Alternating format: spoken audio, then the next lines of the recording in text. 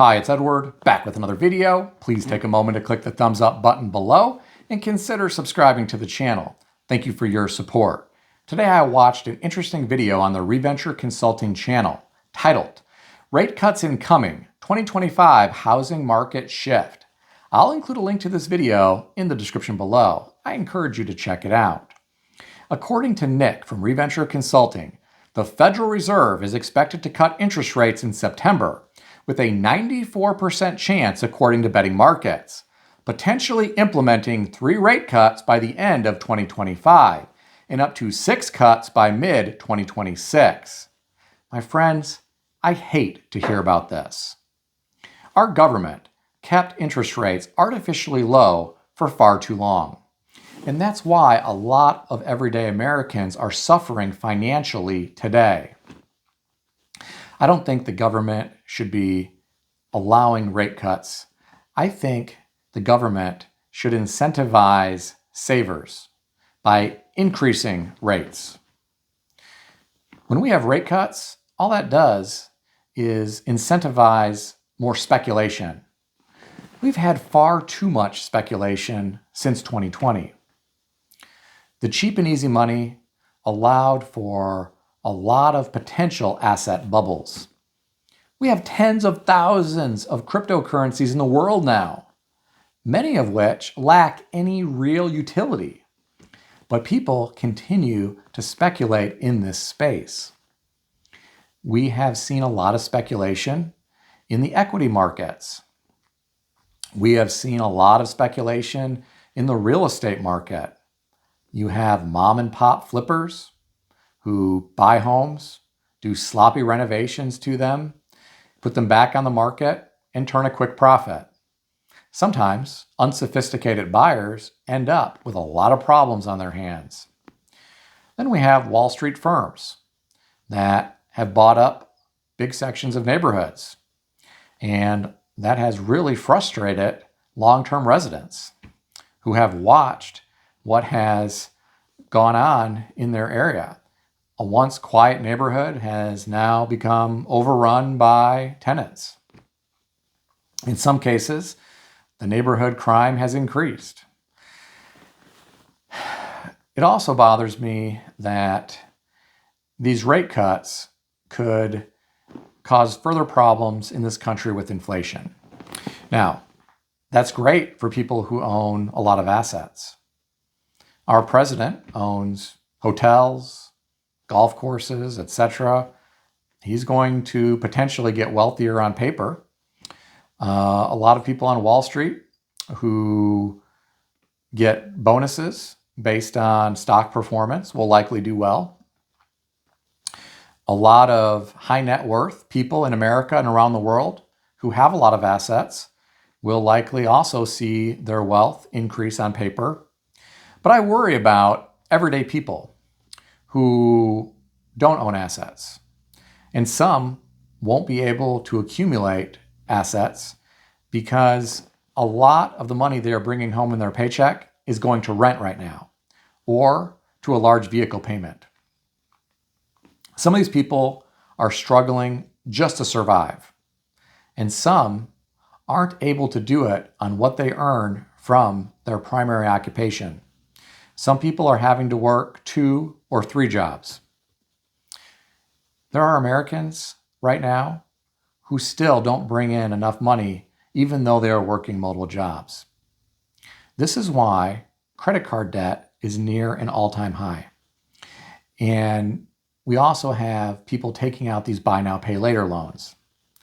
I hate to think about interest rate cuts because I know it is likely to cause more financial pain for working class people here and around the world, while the divide between the super wealthy and everybody else continues to grow wider.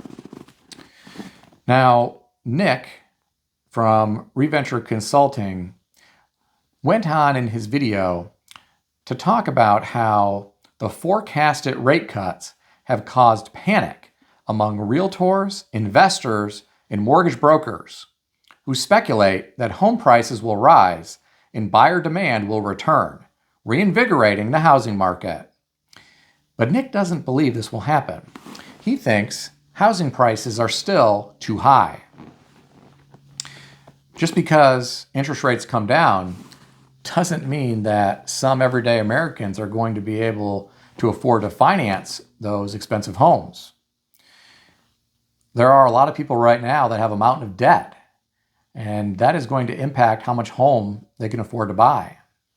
What a lot of people don't understand is that when you go out and you take out a big vehicle loan and you now have a $700, $800, $900 or $1,000 a month payment, that really impacts how much of a home you can afford to purchase.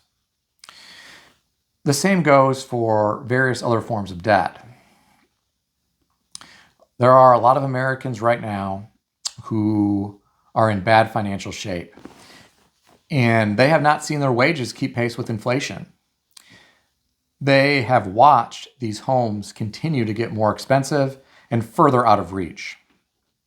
Rate cuts may not help some of these folks.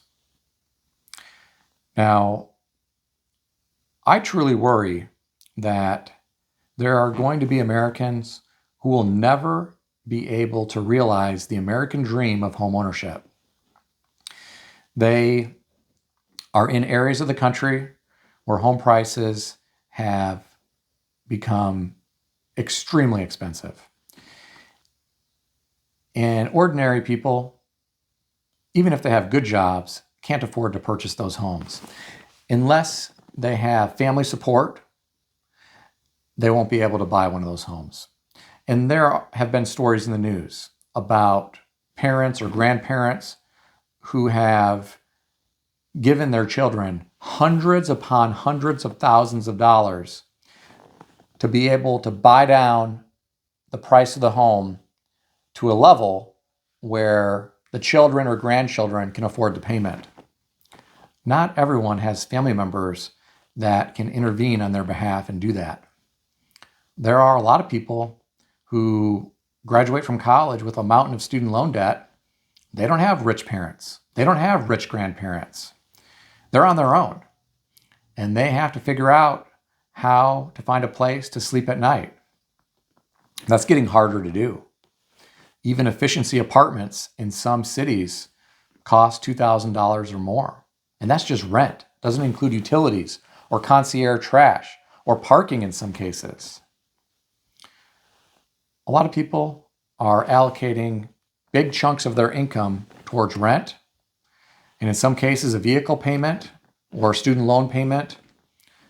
They're not going to be able to save for a home.